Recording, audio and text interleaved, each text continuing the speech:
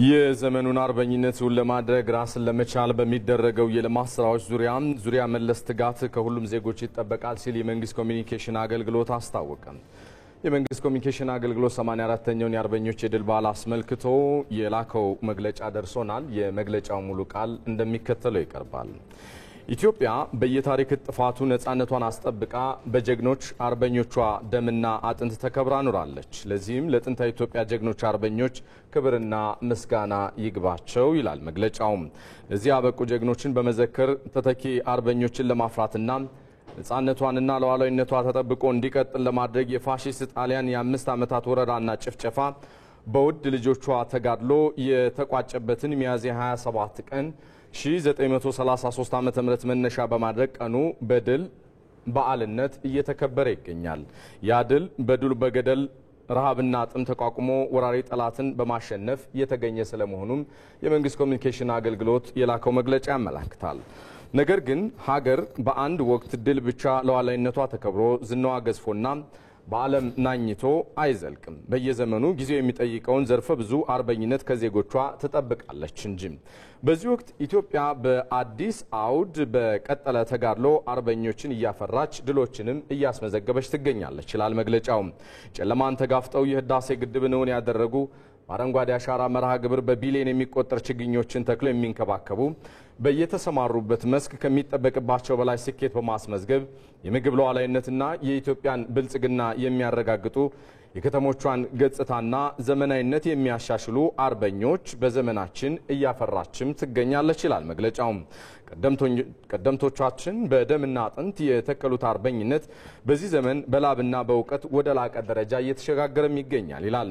የግዛት አንድነትንና ሉዓላዊነትን በመጠበቅ ረገድም ዛሬም እንደ ትናንቱ ኢትዮጵያ ጀግኖች አሏት። በምድር በአየር በባህርና በሳይበር ግንባሮች 24 ሰዓታት በንቃት ኢትዮጵያን የሚጠብቁ ኢትዮጵያውያን ሞልተዋታል።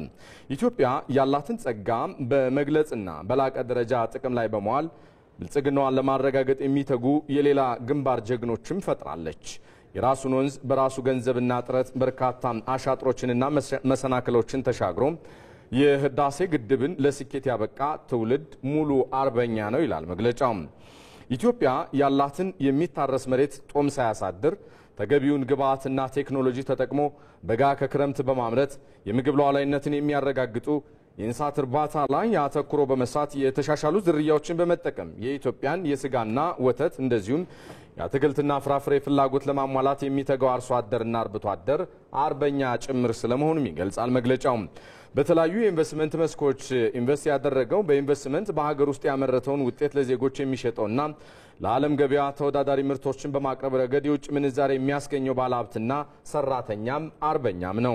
የኢትዮጵያን የተፈጥሮ ጸጋዎች የከርሰ ምድርና የገጸ ምድር ሀብቶች በመለየት ወደ ተጨባጭ ሀብትነት መቀየር አርበኝነትም ጭምር ስለመሆኑ መግለጫው ያትታል። ከተሞች የስልጣኔ ማዕከል እንደመሆናቸው መሰረተ ልማት ዝርጋታ በአገልግሎት አሰጣጥ በጽዱነት ለሌሎች አብነት እንዲሆኑ ማድረግ ስለመቻሉም አርበኝነት ስለመሆኑም ይገልጻል።